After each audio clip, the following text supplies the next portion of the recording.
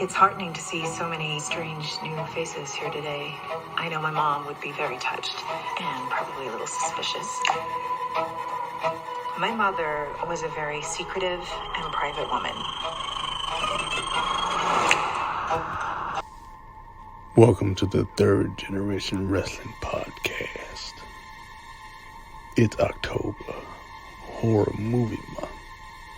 Kicking off here with Hereditary. Starring your host, DaReaL Big E, Rob the Ambassador, and MJ Book. Just fucking say it. Don't you swear at me, you little shit! Don't you ever raise your voice at me! I am your mother! This movie review will contain spoilers, and parental discretion is advised. Welcome in, everybody. Welcome. It's been about a week since we've done a show. Been a lot going on, but here we are, here to talk about our first horror movie in October, Hereditary, here with the crew. I'm your host, DaReaL Big E, co-host, Rob the Ambassador. How's it going, man? How's your weekend? I know we talked about it a little before you came on here, your fantasy team, but what's going on? Well, I got two fantasy teams. I got one in Books League. Lost my second one in a row to Book. I lost to him this week. I lost to another opponent last week, but I've lost two in a row. In my league, I won pretty big. And so I'm 3-2 in Books League, 3-1 in my league. The rest of the weekend, Guys had a huge win against Penn State. They're now number 2 in the country. Iowa alum, like myself, Big E Langston, was at the game, at the pregame, and then later flew to Vegas to do the hype videos for the Deontay Wilder-Tyson Fury fight, which was an epic fight. So I got to see that as well. Yeah, man, it was a great weekend. Yeah, man. Yeah, Big E. Shout out to Big E, getting all over the place, and I like seeing it. You know, we got a black champion who's not just being, you know, like a placeholder. He's out there and he's promoting. WWE has him all over the place. It's a debate for another day, but it's like, why couldn't you just do this with other wrestlers that were champion, and you refuse to let them do stuff like this, and you wonder why they were bitter. But anyway, it's good to see. And we're joined by special guest, host of the Countdown Podcast, MJ Book, aka the biggest Boston Red Sox fan. What's going on? Well, we just lost the lead, so now it's all even, 5-5. We were up 5-3, so I'm a little pissed off now. It's the top of the 8th, so that didn't help. What'd you tell me yesterday? I know, but that doesn't make this any better. We had the lead, but at least I got to beat Rob. That makes me feel good. He knows what I mean by that. It is a rivalry. He is the Yankees. I am the Red Sox. I could go winless, but as long as I beat him, I'm perfectly fine. Well, I mean, we're going to meet again later in the season. Oh, you're going to get even. Trust me. I know. But I can still enjoy this one. Too. I know. I didn't say a word to him. I left him alone. Trust me. I wanted to just dig the knife in, but I decided not to. And I'm in a close game in the other league trying to beat somebody who has not lost yet. So I'm still in the lead, but barely. Okay. All right. Well, we are here to actually talk about Hereditary from 2018, starring Toni Collette and Gabriel Byrne. I remember when the movie came out, it didn't have a lot of promotion. It kind of flew under the radar, and I remember my wife and I, she was just my girlfriend at the time. We just always watched horror movies. There was a new horror movie out on the Red Box. We just went and got it, rented it. This was one of those. Heard good things about it, right? Yeah, we walked away from it pleasantly surprised. Pleasantly surprised. FYI, if you're watching and listening to the show, this is a spoiler review. Spoiler of spoiler reviews, because there's absolutely no way to talk about this movie after a certain part happens, and you just cannot not spoil it. So, and I think y'all will agree, like, you can't.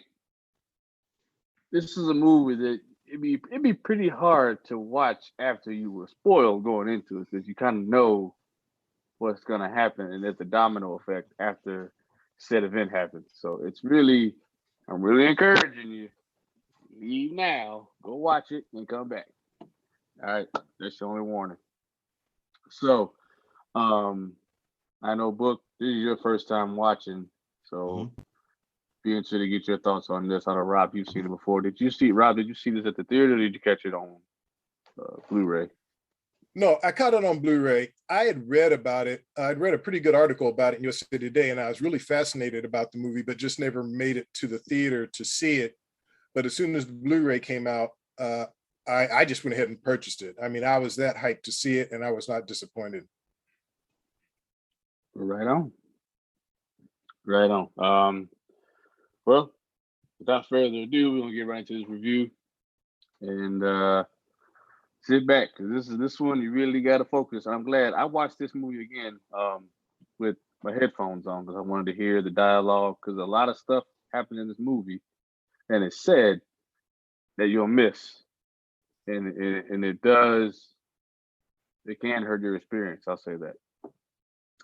So the movie actually opens up with an obituary, and instead of trying to write all that down, I just took a screenshot. So Ellen Taper-Leigh, 78, passes away after a prolonged illness at her daughter Annie's house on April 3rd, 2018. Beloved wife of late Martin Leigh, devoted mother, and like a regular obituary would read.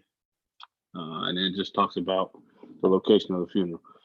So right there, it's telling you how this movie's starting, and then we cut to like these miniatures. This is what our lead character, is her job to make these miniatures. And I like how they did this, because it kind of cut to one of the houses, into the bedroom, Peter's bedroom, and then the movie starts. Kind of a unique way to set that up. And then we kind of go to the funeral from there, and we meet. That's where we meet. We met Peter. We met Stephen, the father, Charlie, the daughter, who was sleeping in the treehouse.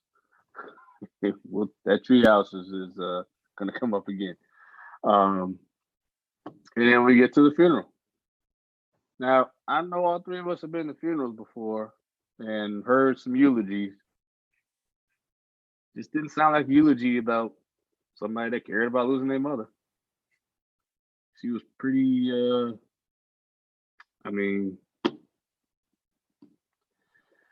emotionless, I guess is the word I would use. It didn't feel like she even gave a damn that her mom's laying there in a box. That's what it sounded like. And even in her eulogy, she did mention that their relationship was kind of rocky. So just a little strange. I find it strange. Charlie has an obsession with chocolate. She has three obsessions, really. Chocolate, making her own toys, and her clicking. Her little ticks she does. And mom and dad have to always check, hey, there's no peanuts in there, right? So it lets us know, sets something up for later. She has peanut allergy right here.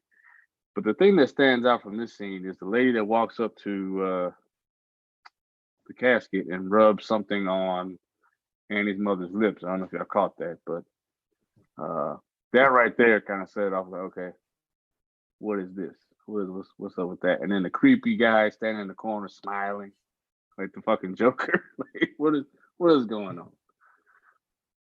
Well, like you, the way she was delivering the eulogy, you could tell there was a kind of a disconnect between her and her mother. So I was just waiting to see how that would play out and work its way into the rest of the movie. I, of course, had heard about this movie a lot from several people, two of you especially. So I was just kind of getting relaxed into the movie, just kind of soaking it in, just kind of getting into that hereditary world and seeing what's going on. And the funeral, yeah, the eulogy definitely sounds like the two didn't get along. So yeah, you get the gist of that immediately. You get the gist that the daughter, something is wrong there. You kind of getting the gist of what's going on a little bit. Right, right, and daughter Charlie, played by Millie Shapiro.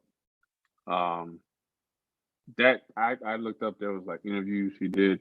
That's actually not how she looks. Because I was like, man, where did they find her at? No, But she don't look like that. she doesn't look like that. She definitely doesn't talk like that. She talks normal.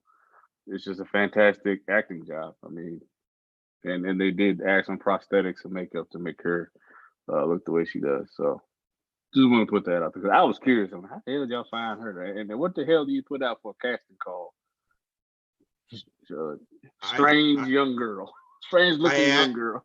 I actually know how they found her. I looked it up. And they actually say it in the behind the scenes. The school that they use, that's a legitimate school. She went to that. She goes to that school.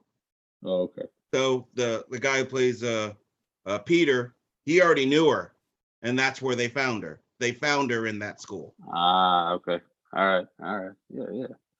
Shout out some fun facts whenever you get a chance. All right, so kind of the normal thing after a funeral, you mourning a loss, you want to go through the person's belongings, and that's what Annie does. And she finds a letter. Yeah, I shouted that too. It's my darling, beautiful Annie, forgive me for all the things I could not tell you. Please don't hate me and try not to despair your losses. You will see in the end that they were worth it. Our sacrifice will pale next to the rewards. Love, Mommy. That right there is not something you leave behind if you know you're about to check out. Our sacrifice? What's sacrifice? What does that mean? And then, I mean, you can read this one way or the other in the beginning because still early on in the film, I think we all have stood in the dark and thought we saw something, apparition. But in this case, I think that really was her mother standing in the corner, if you caught it. It's kind of one of those, especially as a kid, you're walking around your house in the dark, you think you see something there, you turn the light on, it's not there, or it's a vacuum or something like that, playing with your mind, playing tricks on you, so to speak. All right. So we cut to the high school where we get to kind of see Peter and Charlie in their element. Charlie's a stoner nerd, that guy in school. And Charlie is kind of the loner, weird kid in class, if you want to just go there. And I want to ask you two guys this. She's trying to put together this toy. She makes all her own toys. Teacher comes by, asks her about a quiz. She kind of goes into this zone, and all of a sudden a bird flies into the window. Coincidence, or did she make that bird do that? I don't think she knowingly makes the bird do that. I mean, I don't think she makes it happen. I think it happens for other reasons, but I don't think she made it happen. Just my opinion. Yeah, I don't think she made it happen either. I think it's just the environment maybe around her, definitely, but not her. Okay, it just seemed like it because she went from the bird. She didn't react. She's the only one that didn't react. She's staring, and then she's staring at the scissors. Oh, I need a head for this toy. Boom, bird. And I don't know if it'd be that easy to cut a head off a bird. Maybe it is. I don't know. I'm not an expert in cutting heads off animals, but I didn't even think about that. It just seemed a little easy. It's not that hard. Yeah, well, I'm not gonna leave. I'm gonna leave that. I'm gonna leave that right where it is. Yeah, it's not that hard. And then we keep hearing her do the tick, which will continue to come up later. The father, Stephen, played by Gabriel Byrne, gets a call from the cemetery about the grave being desecrated. That Annie's mother was dug up, but he doesn't tell Annie because who how do you tell somebody somebody dug up your mama? It just yeah. I would do the same thing probably. And then Annie throughout the film, she keeps saying that she's going to go see a movie, but she's actually going to these group therapy sessions to kind of deal with loss, which is, I get it. Something like this is hard to talk about. Maybe even with a loved one, you kind of maybe tough to tell them you're going to go these type of sessions and talk to strangers about your loss and even just going period and stuff. But she gets in here and there's a lot that she says that you really got to pay attention to. The biggest thing was when she talked about her brother. She starts, she speaks to the group, says her name and all that. She lost her mother, talks about her brother and how he hung himself because their mother, was trying to put people inside of him. I missed that the first time I saw this movie because I was confused where the brother came in later. So now I'm watching it again this time. I caught it, and like I said, if you're not paying attention to some of the dialogue, you will miss these things. And they do play an important role. And I like how this movie is kind of like putting these pieces out here, and you're gonna have to put them together later. So I'm appreciating that. It's different, kind of a different take on horror. And I'll get to why I chose this movie here in a little bit. But here we are at the scene I was talking about when we first came on here. The big spoiler right here. Oh boy. So Peter's going to one of his, high school. Everybody has parties. And Bring your dick. Says, the message: bring your dick. Yeah. Well, mom says you're gonna bring your sister and don't drink.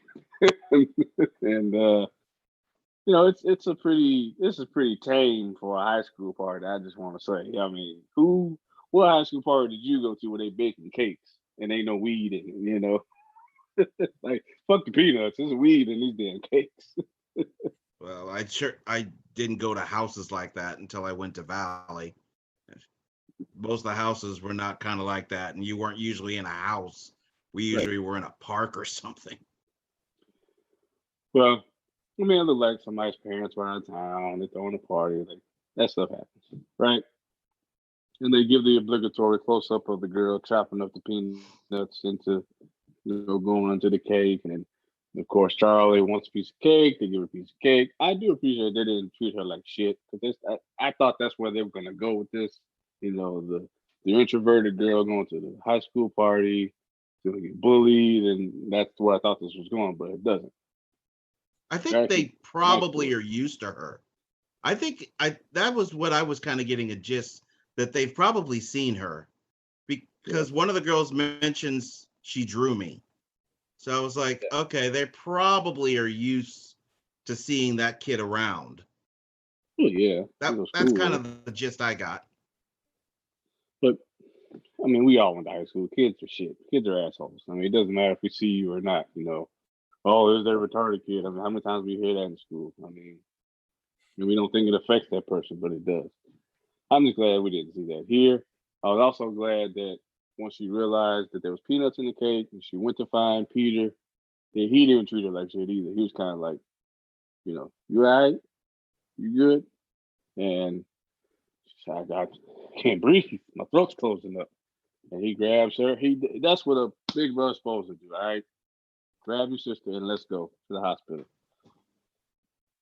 So here we go. There's really no other way to say that. I was thinking about this the whole time. Like, how do I word this without it sounding so terrible? But I have to remind myself, I didn't put it in the movie. The director did. They did this. Peter's racing to the hospital. Charlie's in the back seat, clutching for air. rolls down the window, sticks their head out the window. There's an animal in the road that Peter swerves to get out of the way. And in doing so, there's a light post. And Charlie gets decapitated. And I mean, you hear the thud, and they show it. It's quick, but they do. And I remember watching this with my wife, and both our jaws were just on the floor. Because normally in these types of movies, they pull you back in, they pull the person back in somehow. They just barely miss, all that stuff. It never actually happens. So it actually happened, and we were just in shock, simultaneously in shock. And I appreciate the movie for staying quiet and letting people kind of process what was happening, because, like I said, in the movies, just normally does not happen. At least in my experience, it doesn't happen. Normally, they cut away. The person somehow magically gets back in the car, or they escape death. Nope. And if that wasn't enough for you, the director said, "Oh, I got one more before I go." We get a close-up of the head on the side of the road covered in bugs. I mean, really? You really had to go there? Well, the whole scene, I mean, it was incredibly well done in the fact that you're already emotionally involved, because you can see that Charlie is in peril because of her allergic reaction to the nuts. So my concern as a viewer, as I'm watching, saying, oh man, is he going to be able to get her to the hospital in time? That's my concern. The whole episode involving the deer and swerving and hitting the pole and then her decapitation, I didn't even see that coming. And I mean, that's great filmmaking, because in so many horror movies, that's one of the great things about Hereditary. It's not your typical horror film. You almost can, if two teenagers are having sex, they're going to get stabbed by the killer, right? I mean, there's certain cliches in horror movies, but those just didn't apply here. And Ari Aster, the director, was just masterful in the way he set this scene up. I mean, it's truly a shocking moment, because if you've seen this movie and you're telling me you saw that coming, I'm calling you a liar. No way you saw that coming. No way you saw that coming. Yeah. Call me a liar. Oh, you are lying. Don't. There's no way. You're a liar. You're lying. Here's the thing. When the kid stuck her head out the window, at that moment, I'm like, okay, something's about to happen. But I'm trying to figure out what could it possibly be. And then I see the dead carcass in the road. He swerves. I'm like, okay. And just about a second before it happened, I said, okay, and I got it. So it's not like I got it like hours ahead in advance, but the pieces started to fit. I'm like, okay, kid's about to die. Now, I didn't know what was going to happen. I mean, it's a dirt road. There's very few things that could possibly happen. I doubt it was going to be another vehicle. So I'm like, okay, somehow this kid's about to die, and off with your head. And I was like, okay, so that's how it happened. But kid stuck the head out the window. I'm like, okay, something's got to be happening here. Something is going to happen. So if that makes me a liar, that I'm saying something's about to happen, and I was thinking something very bad, then call me a liar. But it's not like I thought that it was going to be exactly that, but I knew something was about to go down, and very badly. That's just what I thought at that moment. Not saying that. Saying the decapitation, the way they shot it, and then seeing the head laying on the side of the road covered in ants. I mean, that's... Well, I was kind of hoping we'd see the head. At the absolute least, you show the head. Well, I'm sorry, you got to show the head. It's a horror movie. You got to show the head. You got to do it.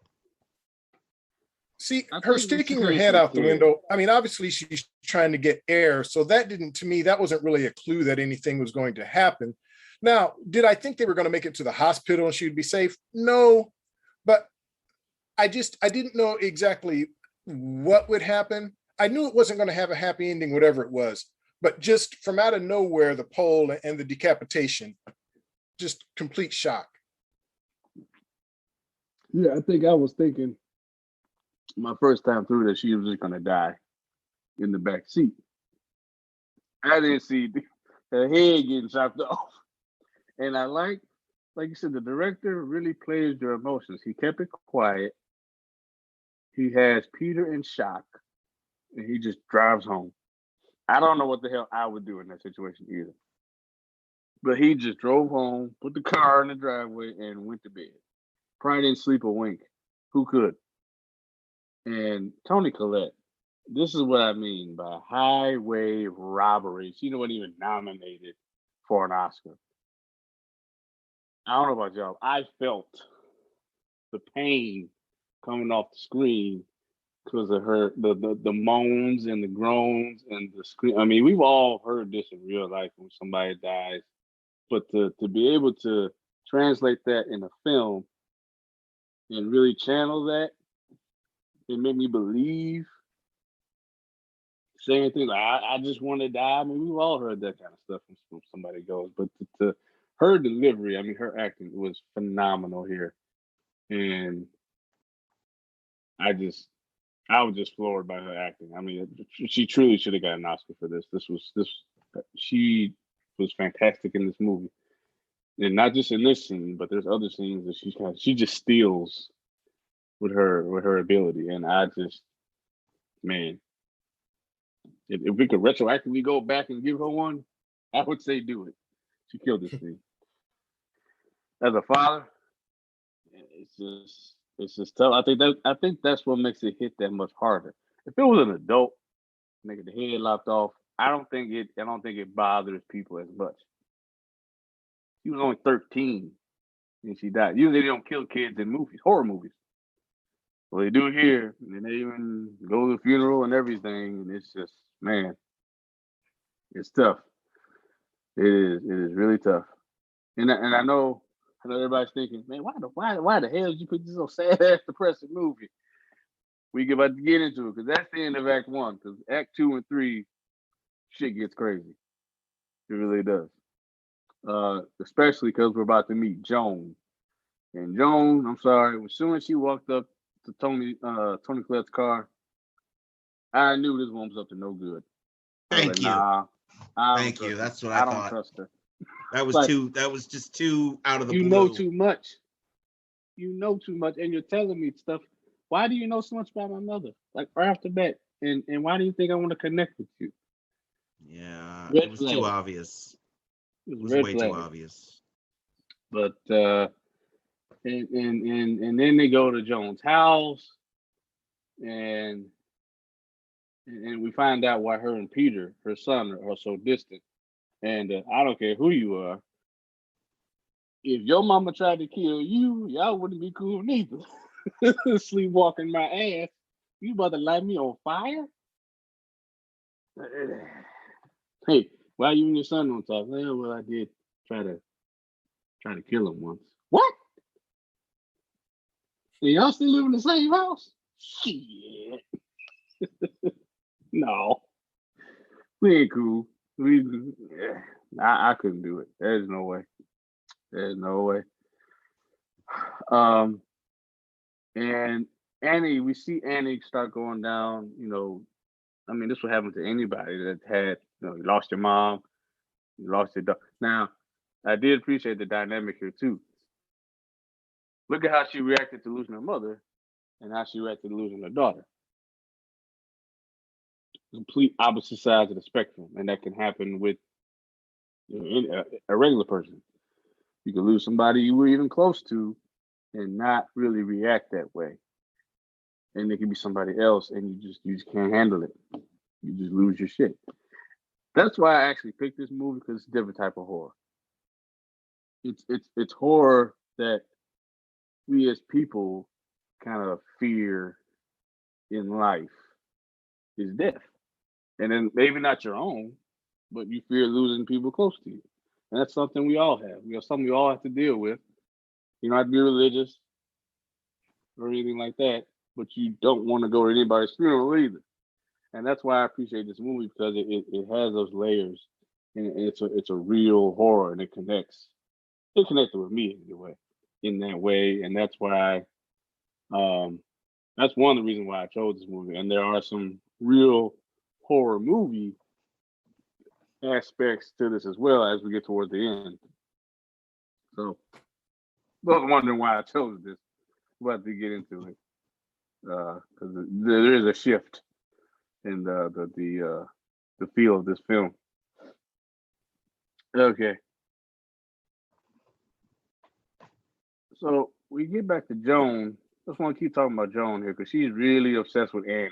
I mean, like, how can you not feel like something's going on? Like, how this person, you never knew this person from a can of paint. All of a sudden, they don't want to leave you alone. They invite you to the house.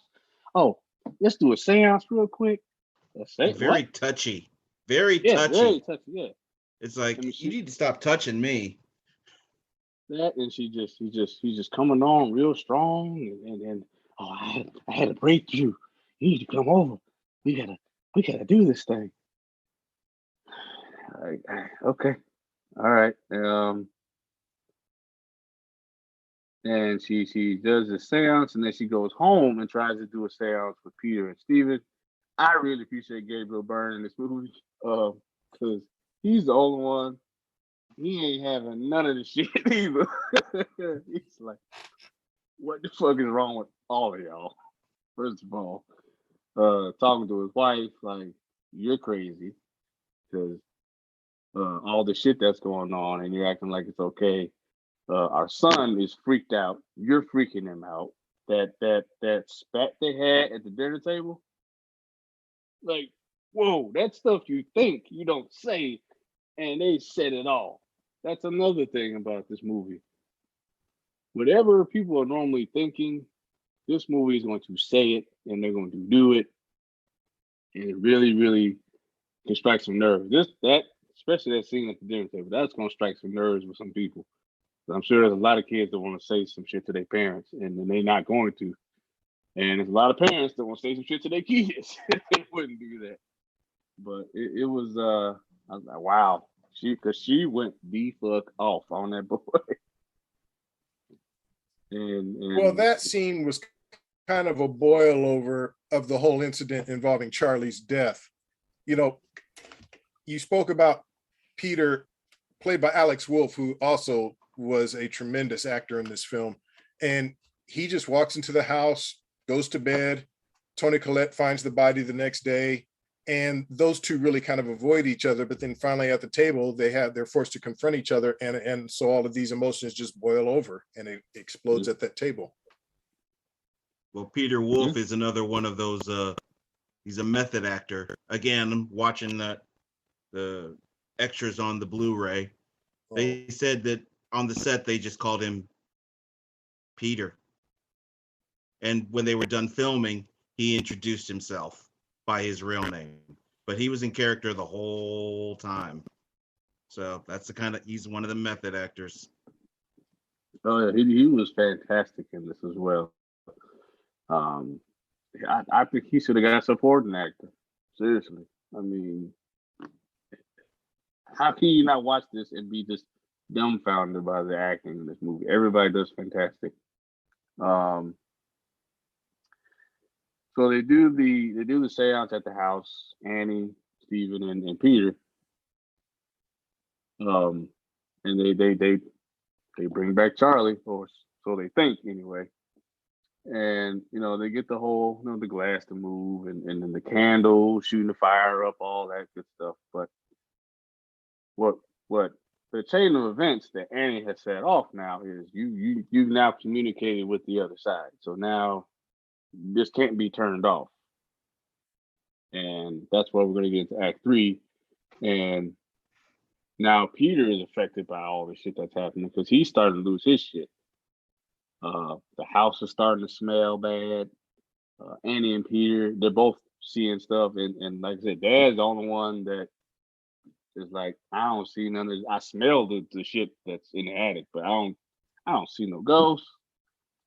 I don't know what's going on. The cemetery sending him photos of the grave dug up. he's just trying to piece all this shit together and take care of his son.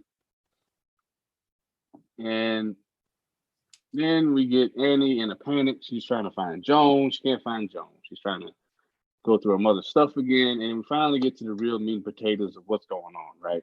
She finds this book, this photo album, and she finds a book of Payman, King Payman, God of Mischief.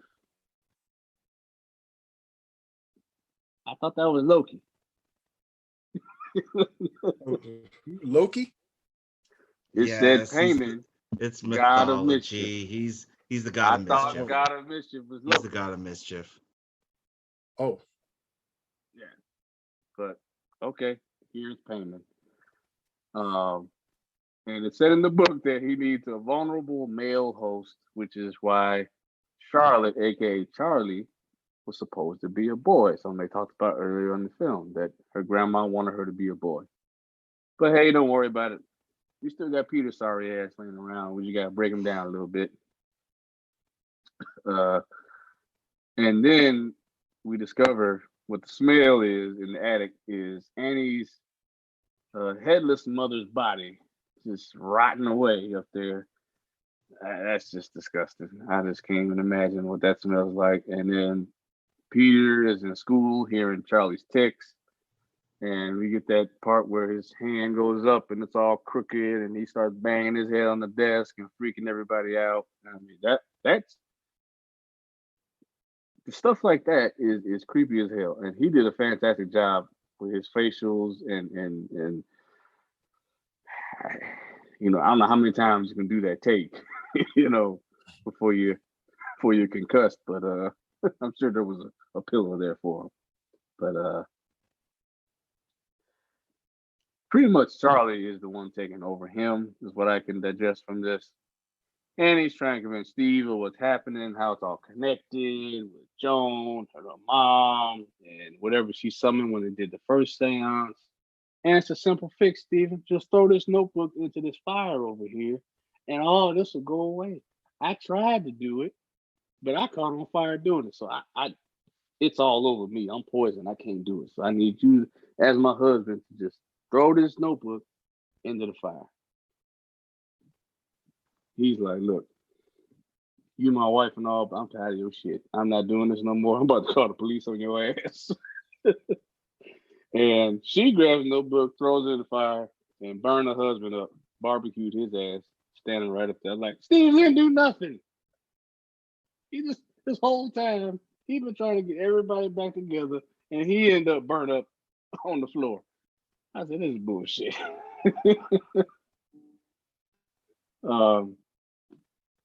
So I guess home from school after his little episode, he wakes up from his nap, finds his barbecue dad on the floor. And at this point, Annie is fully possessed by some kind of demon. You can see her in the background on the ceiling. And I to me, that's always been really good horror when it's subtle imagery in the background, stuff we think is there. To me, it's always been really creepy and makes the hair stand up on my arm, like stuff like that. Doesn't have to be like this movie had, to my knowledge, like no jump scares. So you could call it not a traditional horror movie, but the imagery is creepy. And I like that it deals with things that we as regular people think about and deal with on a regular basis. Not saying that people got motherfuckers running around their ceiling at night. I'm just saying.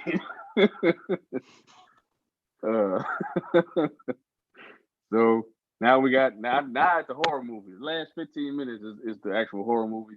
You got Andy coming out of the wall, chasing Peter through the house. He goes up in the attic, and then that image of her banging her head on the attic door. That's some creepy shit too. And he goes up in the attic, and there's all these candles, and you know, you can see where his grandma's body was. There's a picture of him with the eyes poked out, and he turns around, and there's Annie hanging from the ceiling, sawing her own head off. Like, what the fuck is going on? This went from being like a family horror, drama horror to insanity, just like that. And kudos to Peter, man. Nobody in this movie is stupid. He says, "Fuck this!" Jumps out the window of the house. But I'd rather risk. He saw somebody up there, though. your boy Joker was standing up there. Oh yeah, in all his people. In all his glory. Yeah. In all his glory. How could you forget that?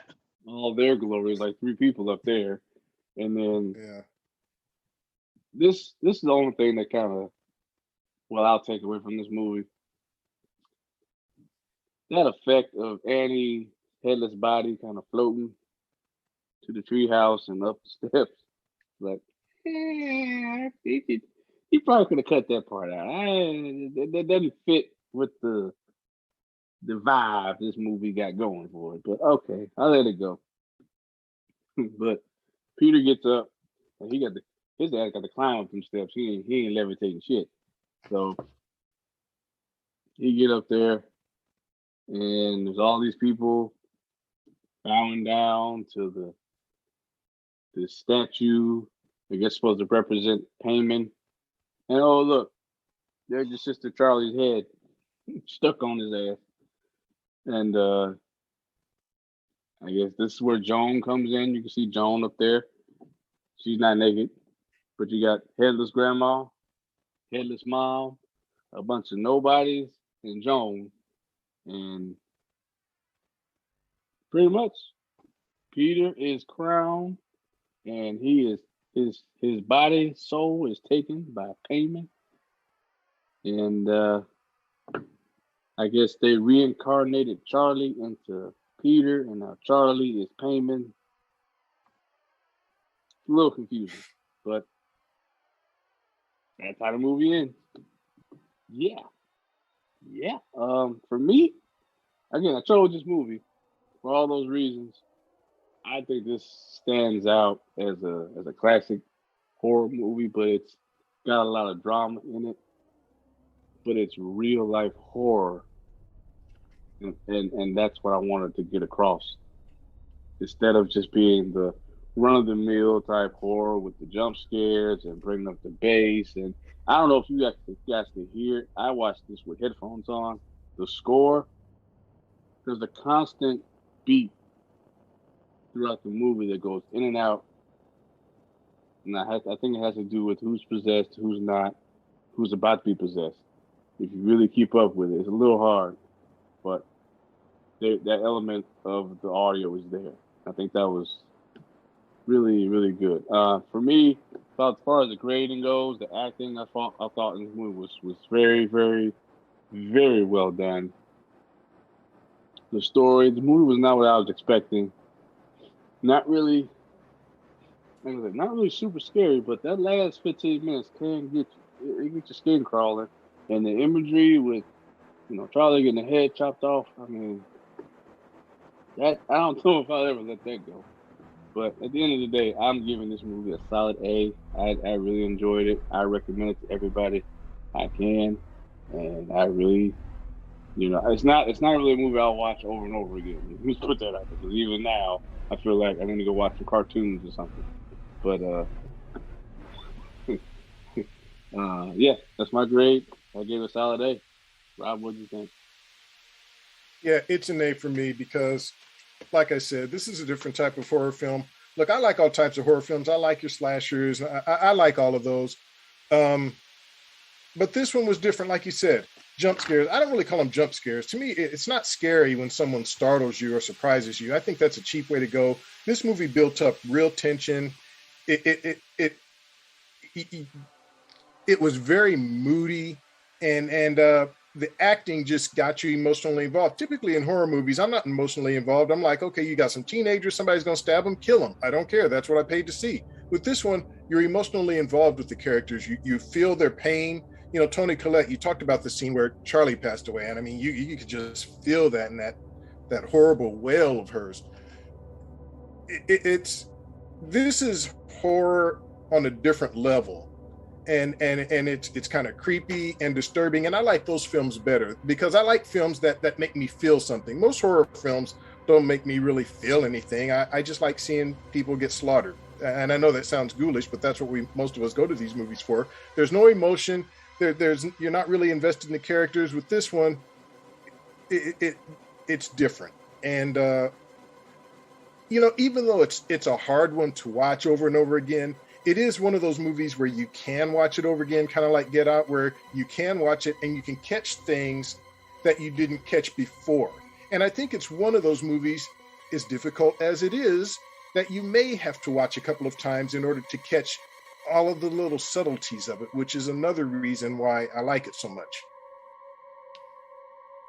Agreed. Like this time watching for me, I caught a lot that I missed the first time around, especially about the brother and all that. Like it all made sense about the mom. So, all right, Book.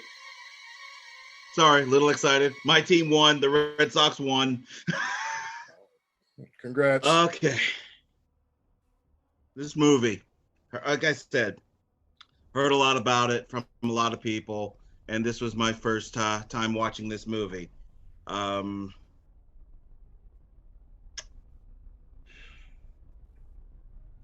Oh boy. No. I knew it. I didn't like it. Yeah, I knew it. I didn't like it. Sorry. Oh, Nope. Here's the problem. The problem with a slow burn movie is it has to be done right for me, or I can get bored. And once I get bored, it's over. I got bored. Midway, I was completely bored. And I'm still watching it, and I'm wanting to get invested. I'm wanting to get interested in this. But I continue to get bored. And the whole character, Joan, you said it, Eric. As soon as she popped up, I knew right away, you're up to no good. You're just up to no good. It's too obvious. What the no good is, obviously, we have no way of knowing what it is. But we know she's up to no good. And she's so forceful. And she just happens to be popping up, randomly popping up at the store thing. I mean, it's like, okay, something is up here. It's too obvious. You're involved in this somehow, some way. And once I got bored, I couldn't care about the characters anymore because I got bored. And I started laughing. I'm laughing at moments in this movie. I was completely uninvested. I totally did not like it. And I didn't expect that. I thought I would like this movie. I would love to say that I like this movie. But for me, the best part of this movie was when it was over. By the end, I didn't care. I mean, when Gabriel Byrne gets cooked alive, it's like, okay, she tried to cook it, tried to burn the book, and get lit on fire. It's too obvious for them to pull that gag a second time, so something else has got to happen. And I'm like, okay, he's got to go. Is he going to get cooked? And he got cooked. So it's like, okay, that was stupid. And I wanted to like this movie so bad, but I'm not giving it an A. It damn sure ain't a B. It ain't a C. It ain't a D. It's a fucking F. I did not like this movie, and I will never watch this movie again. It was boring. I'm sorry. The slow burn, you have to do surprise it right. At all. It was boring. I did not like it. I did not like this. I didn't think it was boring. It was a slow burn, but I thought there was enough happening to keep you interested. But one thing I will say is that this movie was not. A lot of people didn't like this movie. I think when a lot of people hear horror movies, and I'm not talking for Book, I'm just talking in general, I think people think differently. This movie was not really well received. The critics loved it, but most audiences really didn't get the movie or just wasn't feeling it. Well, this is psychological horror. It kind of has right. But Yeah, some people just it didn't resonate with people. It wasn't a huge hit. It wasn't a huge hit. So I'm not saying, I disagree with Book's review, but he's kind of indicative of how some other people felt about it. Some people, I guess you would say, they just didn't get it. It just wasn't what they were expecting, and they didn't get it. Yeah, they call it elevated horror, and it's.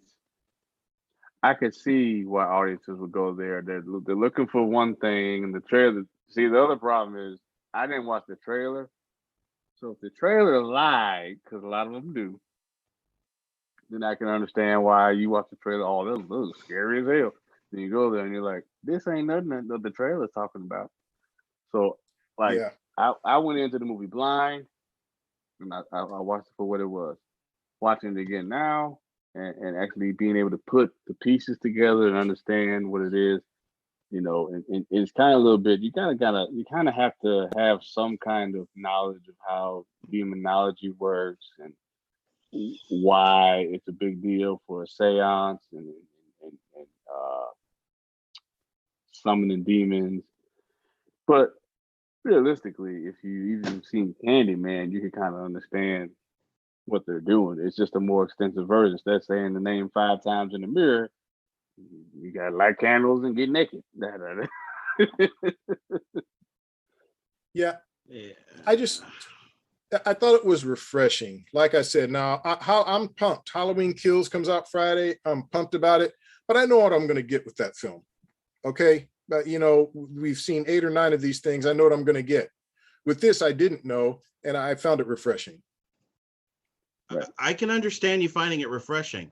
Trust me, I wanted to like it. I really did, but I got bored. And but that's I just didn't think the you worst. would. I got bored. When Eric suggested it, I didn't think you would like it. I didn't think he would like it. No, it's not good. I did not. I hated it. I'm not surprised.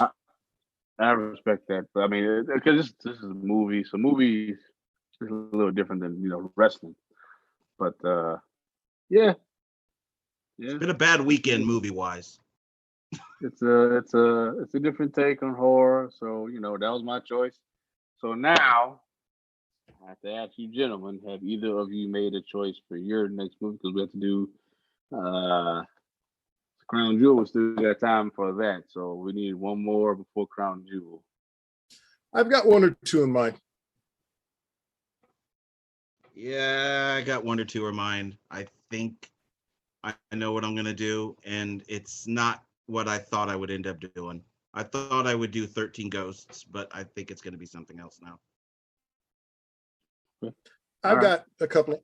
For me, I'm just trying to make sure it's something that's easily accessible for people. I've got one in mind, but I don't know if I'm going to see if it's available on cable. If it's available on cable, that's the one I'll probably choose. Well, hey, like I told you, I don't expect either. I don't expect either of you to really like it, but I don't really care. I like it. It's my choice. It's your choice. Yeah, it doesn't matter. Yeah. That's why we're doing it. That's why we're doing it. Well, hey, what did you all think of Hereditary? Are you in the books corner? You agree with me and Rob that it was different, or maybe it was not for you? I don't know. Let us know in the comment section. Appreciate y'all for listening, watching, or however you chose to take in this content that we're putting out for you. We got more stuff on the way. Obviously, Crown Jewel. We are primarily a wrestling podcast. That's YouTube channel. WWE's Crown Jewel. The card looks good, but there's been other cards that look good too, and they ended up being shit. So, hey, but I think the only reason I'll say that this one not only looks the best one they've ever had on paper, you're coming out of, I shouldn't even say coming out of, it's still a pandemic.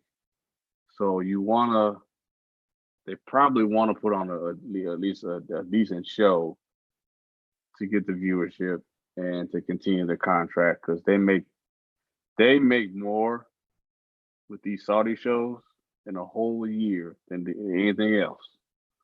So that's why they keep going over there. So that's coming up. That's October 20th, I believe. I 21st. think it's the 21st. October And look, 21st. just take this or leave it. Quick little tidbit I heard is that WWE is aware that the fans feel like these Saudi shows are just glorified house shows. They say they're aware of that, and they're trying to change that perception so that we maybe could expect some big surprises at this show. Just what I heard. We'll see if it's true. We will see. We will see. I know When Rob is- and myself will be covering that.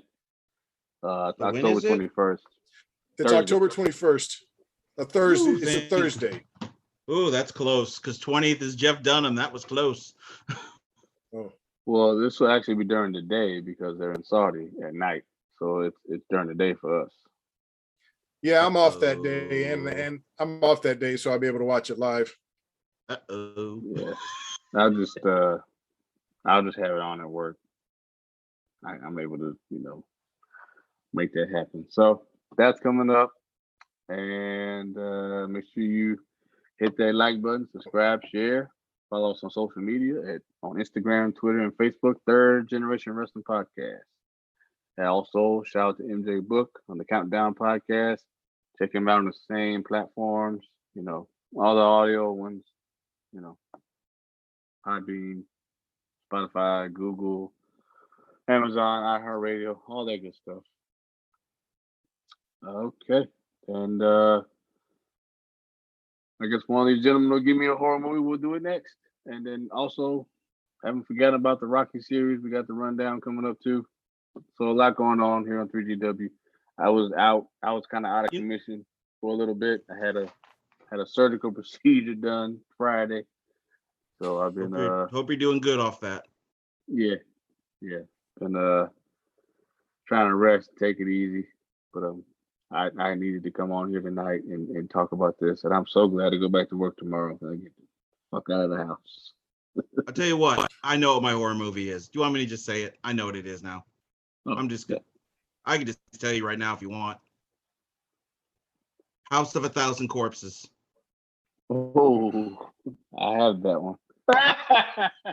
House of a Thousand Corpses. I was gonna do 13 Ghosts, but then I watched this. So I guess we're all three just gonna hate each other's horror movies because I don't expect you guys to like the one I'm choosing. All right, well, that one we'll do that one next. I think this is starting to get personal. People picking movies people hate.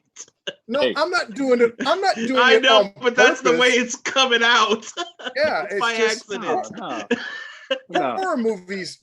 Horror movies are difficult because most of them don't really have it. That's at least Hereditary had a plot. Most horror movies don't have a plot. They just have an excuse to kill a bunch of teenagers. That's what most of them are. Not good plots, just Well. excuses to kill. Well, we're going against the grain, I think, with our selections, which is, Yeah. I think, what Eric's point was. He was trying to House make of us a go Thousand- against the grain. Yeah, Mhm. yeah, okay. That's why I said, for those listening, I said there can't be no series. I mean, no Michael Myers, no Jason Voorhees, no Freddy Krueger. You got to get an original horror movie. And that is an original one, all right. That movie's hilarious. Can't wait to watch. Yes, it is. House of a Thousand Corpses. Yeah. Oh man, yeah. I like Rob Zombie. I'm a fan of his music. I've seen him in concert. I like So Rob. have I. The movies. Look, we're going to talk about them. I'm not going to say too much. I'll watch it again. Maybe I'll feel differently than how I feel now. But we'll talk about it when we review it. Yes, sir. Yeah, I could Yes, sir. have All right. picked 3 Hell. I could have picked that one, but I just decided God, not that to. was That one terrible. sucks. It's the most new. one It's the sucked. newest one. Oh. It sucked. It sucked. Yeah. Well, Rob, take us home. All right, listeners, we always said we love y'all. We appreciate y'all. Let's hear from you. Love one another. And hey, might want to get vaccinated because certain companies are mandating it for their employees. Don't want to lose your job. Just beat them to the punch. I know about your freedoms. You have the right freedom not to get vaccinated, but companies have the freedom to mandate vaccination. So freedom for everybody, freedom for nobody. Get vaccinated. Real quick, before we go, last thing. Either one of y'all watching the Squid Games? I've heard a lot about it, but no, I haven't. What is it?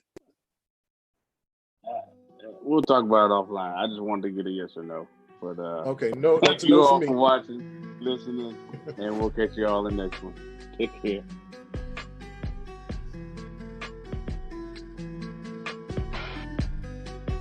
What's up?